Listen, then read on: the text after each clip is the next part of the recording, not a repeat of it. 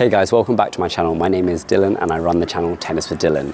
Today I'm going to be talking about how you generate big power in your ground strokes. A common thing that people would think about when generating power is using the arms and racket head speed. I've seen exercises that people would do when swinging their racket as fast as they can, saying racket head speed, swing as fast as you can. But actually you need to think about the power comes from the ground up. There is a common interest with other sports such as golf, boxing and tennis, and I'm going to list them out below for you guys. So you're probably wondering, why do I have a golf club and boxing gloves? There are other sports as well, but these are some of my favorites to compare alongside the tennis sport. An example of using the golf club, as you can see, I'm an amateur golfer, but what I try to do is practice driving from my legs. And I want you to notice and pay close attention to what my back leg is doing. As I am turning and coiling my shoulders, most of my weight is on my back leg. And as I drive through the ball, I'm gonna come on my tiptoe. So as you can see, when I'm coming on that tiptoe, I'm firing from the hip. So the kinetic chain is built from the ground up, meaning I'm using the biggest muscles in my body, which are from the legs, pushing from the ground and driving up into my shots. Likewise, in a sport like boxing, as you can see, you want to coil your shoulders, and also the same thing comes true. Watch what my legs do here. Coil to drive. Same thing as I'm throwing that big long punch. I want to imagine that in boxing, my legs are doing a big groundwork and my arms are doing the fast work. So if I store the energy pushing from my back leg and firing up and into my boxing punch, I'm going to develop a lot of power, and this will correspond just like in tennis. Now I've got my tennis racket in my hand. I want you to notice that after I've taken my split step and done a little pivot step with my right leg, that is going to help me when setting the tone for my backhand drive. Here I can focus on storing the energy from back leg, shifting onto my front leg. The key thing when focusing on developing power from the legs is to make sure that you're storing from the back leg, driving onto your front foot. A nice way to think of this is a rocking motion, like you're on a seesaw. Heel toe, heel toe.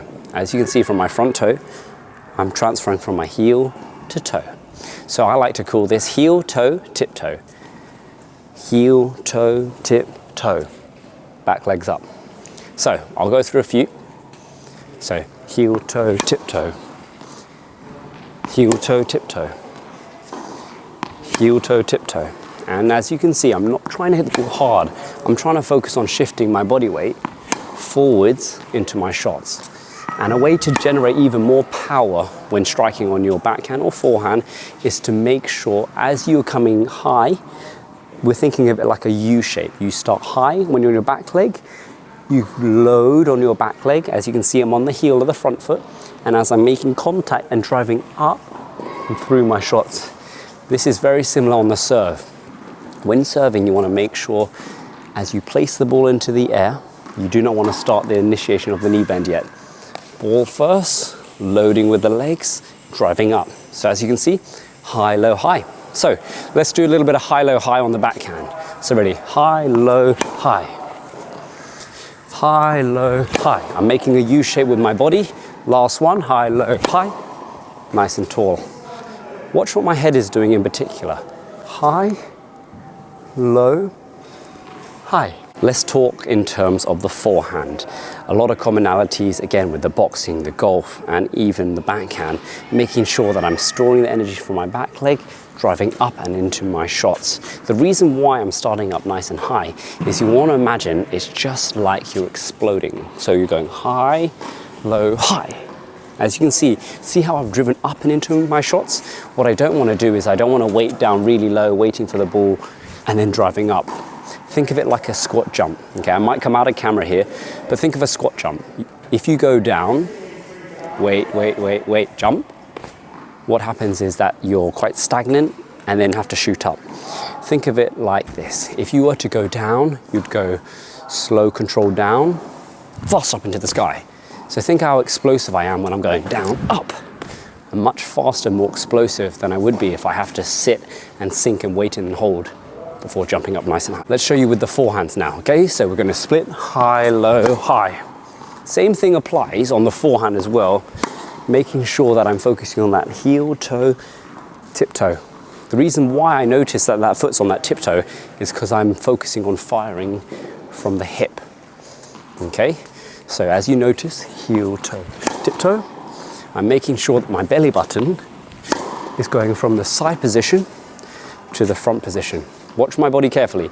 So let me connect my racket to my belly button, split, step out. As you can see, when I've coiled my body, I'm about to store that energy from that back leg. And as I'm releasing the energy, as you can see, my racket's facing forwards. Remember, the racket is the last part of the motion. It's the fastest bit. It's like, think of a whip. If you were to go really slow at the start and fast at the end, the fast bit at the end is that little crack, the whip. And that's going to help you imagining when you're swinging your racket. As you can see, when I'm striking the ball, I'm really fluent and relaxed. I'm just trying to drive up from the legs. Think of it just like this. Either like I'm throwing a heavy weighted medicine ball, either I'm swinging with a golf club, either I'm boxing with a boxing glove. So a lot of these sports can pass over into each other, and I hope that gives you guys a better understanding about use of the legs and the importance of using them. If you're enjoying the tennis tips on how to load with the legs correctly, then feel free to subscribe. Here I am showcasing a little bit of lateral movement from some basket feeding, and you can see that I'm transitioning my body through my shots, shifting from the back to the front leg as we spoke about in the video previously.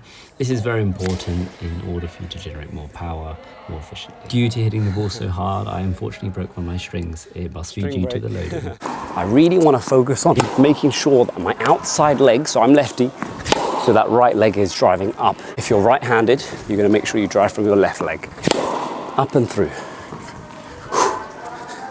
Up and through.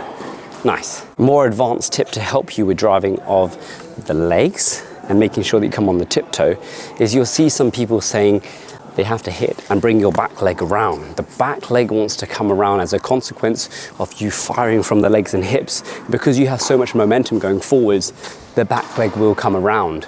You never want to force your back leg to come through, especially that back leg does not want to come around at the same time as your racket arm. You want to imagine you fire from the hips first and then the racket comes secondary. Step out, hit. And now, as you can see, because I'm allowing my body to follow around, that back leg will come as a consequence. You can also hit forehands where you don't even have to bring your back leg around.